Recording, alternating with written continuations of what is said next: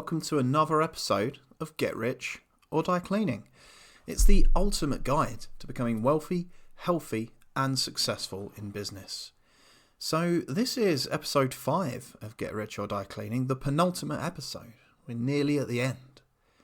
And last week, of course, we spoke to our business guru, Blake Gaston Sanchez, and we found that he'd been forced to go on the run.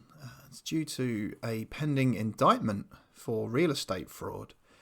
So, as you may have seen in the papers this week, Blake has in fact been indicted and is now under house arrest. He failed to escape the country, as he did reveal in the podcast what his plans were. So, I probably should have edited those out. For that reason, he's under house arrest, and he doesn't want to speak to me because he's still pretty annoyed that I broadcast some quite incriminating information about him on this podcast. But he has sent us a copy of his deposition to his lawyer, so we can listen to that. And we've also got a tape that he sent us of his first appearance on Dragon's Den. So we've got some good Blake content, and I think now we're reaching the end of the program. We should all be sort of moving from step 4 to 5, which is sort of covered in the deposition. But we're going to be getting into these kind of scrapes that Blake's getting into once we reach this rung of the business ladder. We're getting near to the top of the mountain. So yeah, we're going to have our own brushes with the law, and especially if we follow Blake's advice, because some of it rides that line, if you know what I mean. So, yeah, I think we can all take this deposition tape as a valuable tool for any business person, because you are going to have these brushes with the law. So let's listen to Blake's deposition with the lawyer for the government who are prosecuting him for real estate fraud.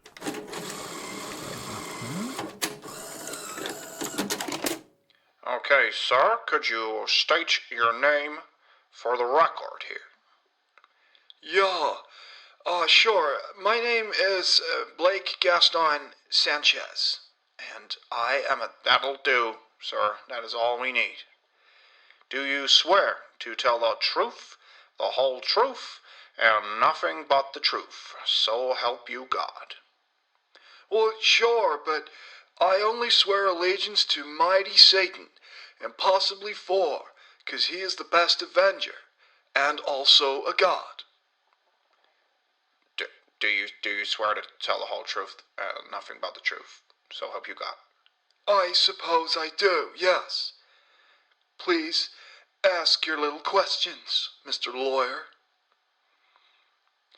Could you, for the record, perhaps talk a little bit about this program, where we came across this information from your podcast?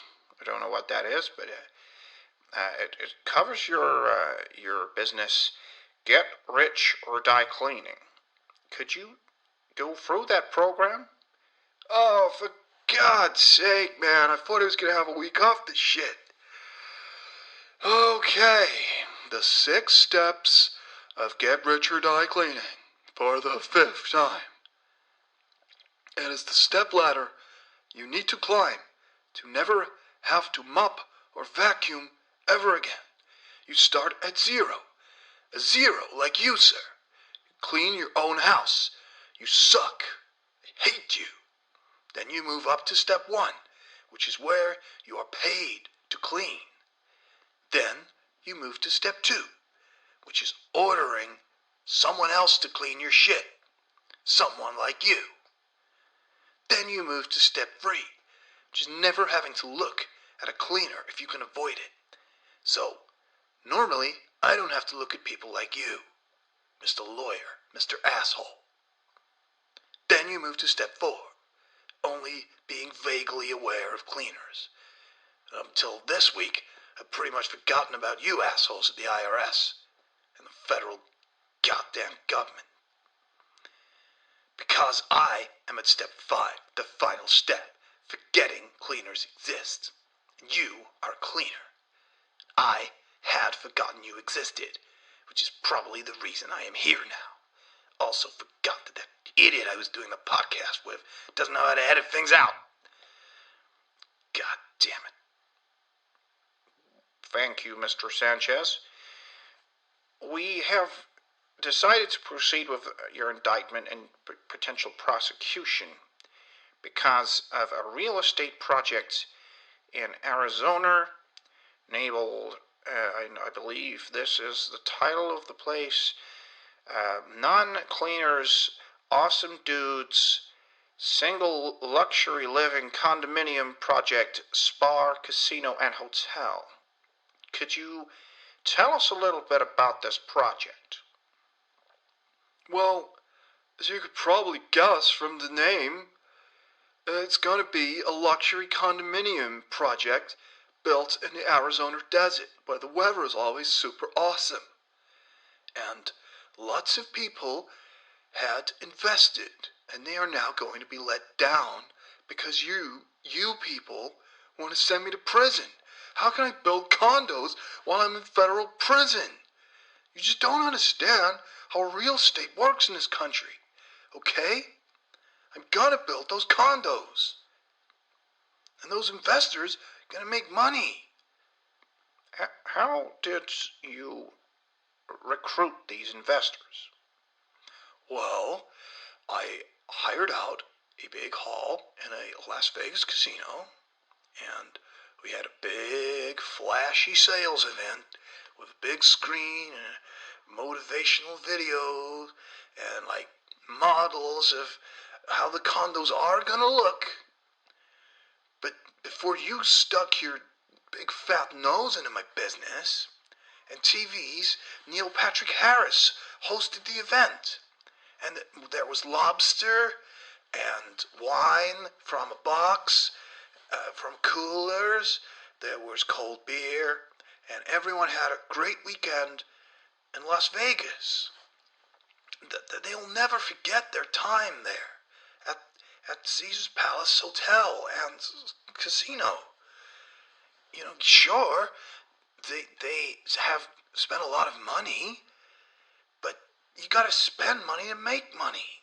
That's what I kept telling them. When did work begin on the condominium project in Arizona? Well, strictly speaking, work has not yet begun, and that is because it was very, very expensive. I mean, we had the money, but I spoke to a man who owns a construction company, and he said, I can build your condominiums, Blake. That is something I can do. I am a construction guy. And I said, that is superb. When can you start work? And he said, as soon as you have given me, mark this, I want this on the record, $10 million. Have you ever heard of anything so goddamn ridiculous? $10 million to start work. This was before it even finished. I mean, where the hell does this guy get his materials? How much is a fucking brick? I sure as fuck don't know. That's not my job, that's his job. And he said, sir, I need to buy tools and bricks and concrete, and I have to pay the work guys. And I said, hey man, don't give me problems, give me solutions. And he said, okay, the solution is you give me $10 million. And I thought about what he had said, and I looked at my bank balance, and then I thought, who is best placed to look after $10 million?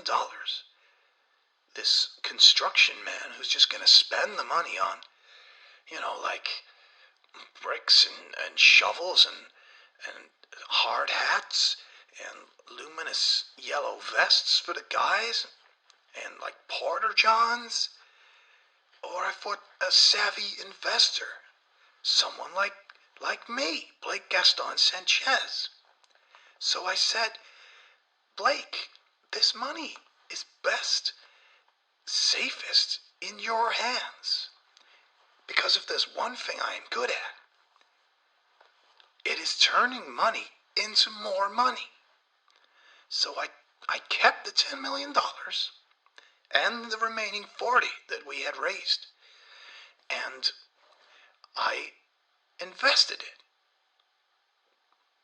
And that money became more money.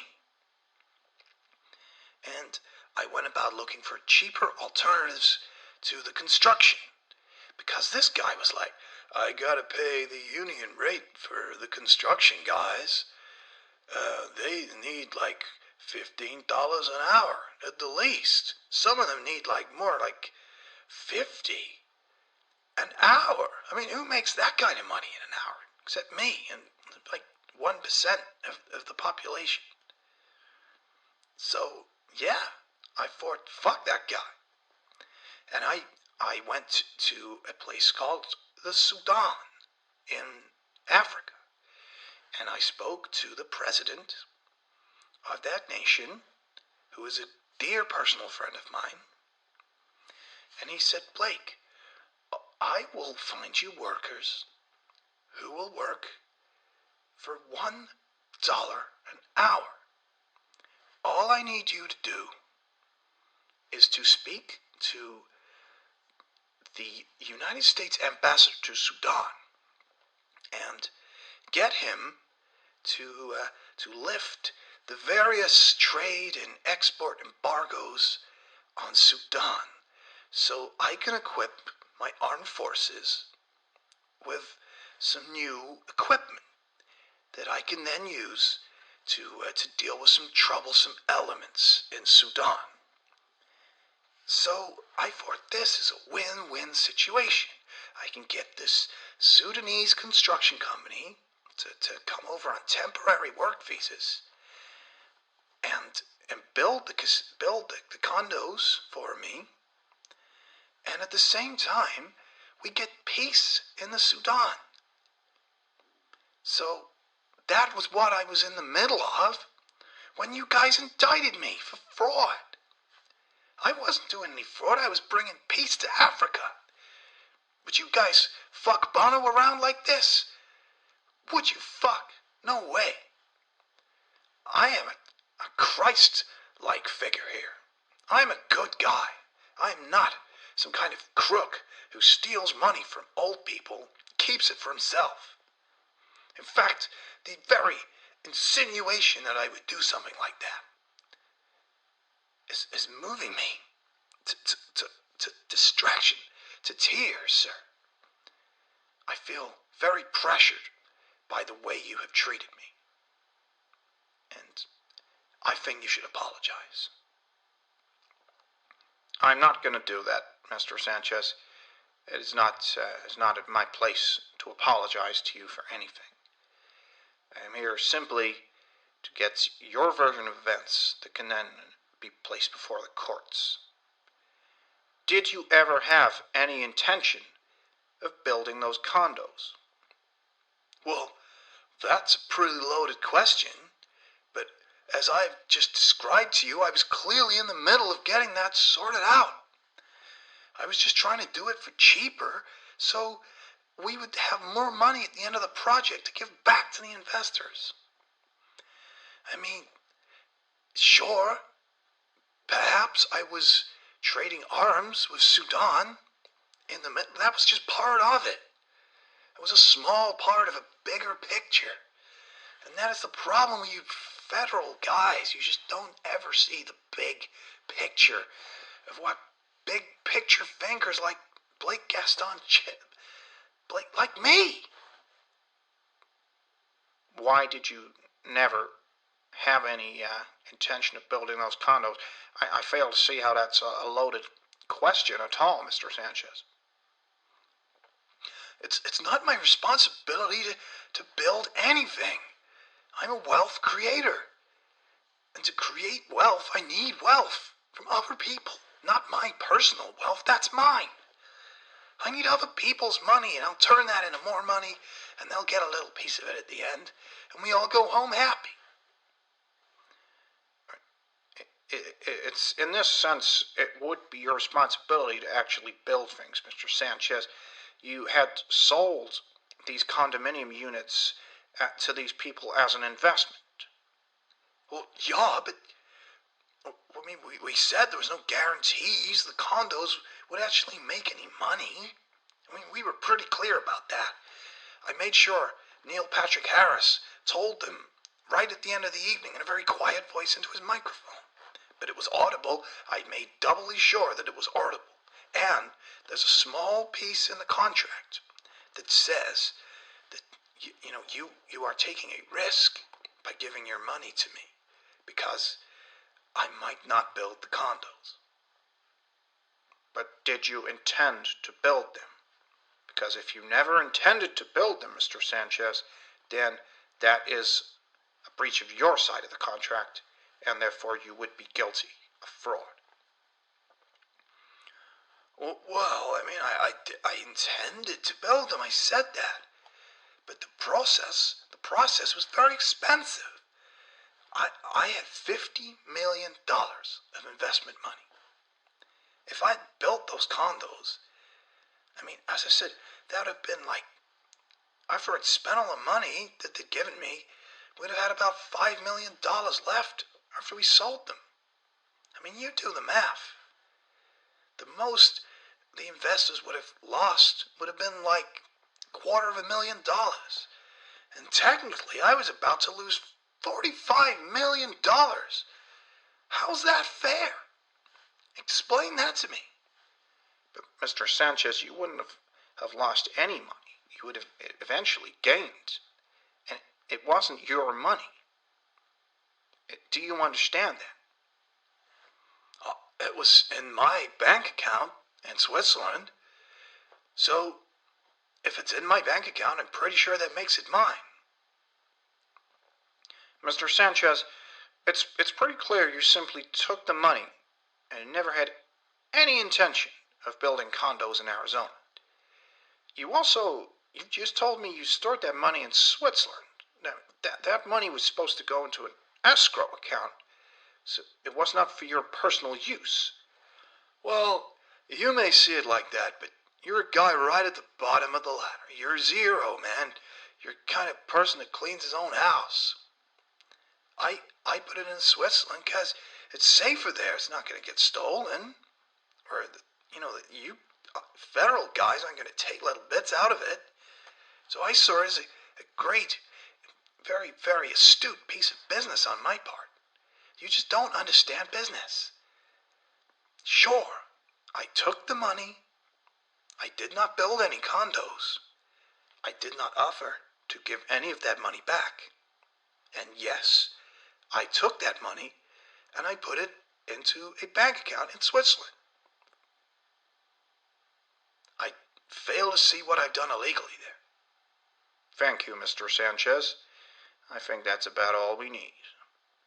So, I'm free to go, right? No, Mr. Sanchez, you are not. I am going to ensure that you remain under house arrest for the foreseeable future. Oh, jeez. Is this America? Or is this Sudan? Well, that was Blake's deposition. So quite informative still. I think we learnt quite a lot about the process of funding and investing in big real estate projects, especially in the United States, and some of the inherent risks that are involved in dealing with people like Blake. He's quite a creative person. His mind's always firing, new ideas all the time. Boom, boom, boom, new ideas. So yeah, clearly he had a lot of ideas about what to do with that money, and it has sadly landed him in what appears to be some quite hot water. So, well, I guess we'll find out next week what happens to Blake. It does sound a lot like he's going to be on trial and very possibly sent to prison. So we'll get Blake's side of things and possibly the federal government's side of things, because this case is quite high profile now. It's quite a high profile case. So without further ado, let's listen to Blake's appearance on Dragon's Den. I'll just play that now.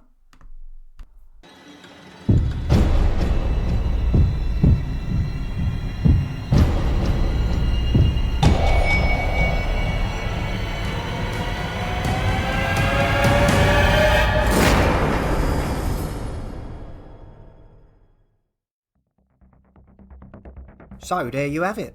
Simple idea, which I believe could make millions for potential investors. Vegan wheelie bins. Your idea does nothing for me, and that is why I'm out. Yes, I'm out too, I'm afraid.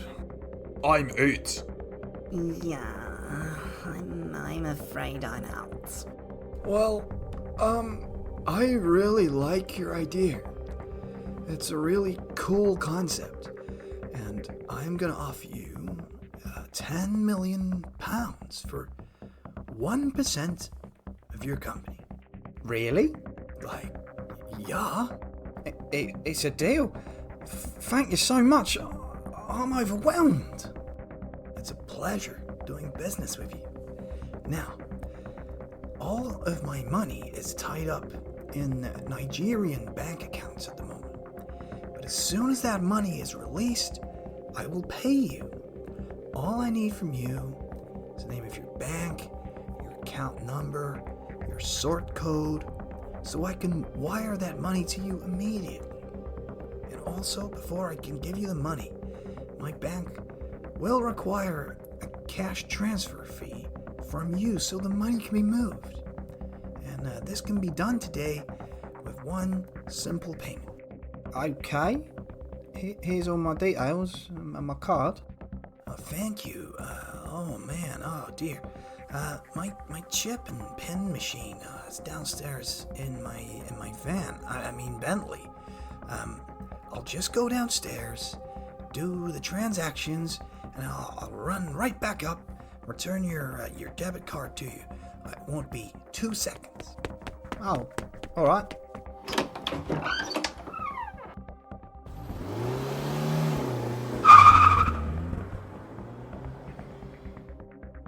He's not coming back, is he? I'm out. And he's nicked my car. Shit. I'm out. Oh, shut the fuck up, you Scotch tit.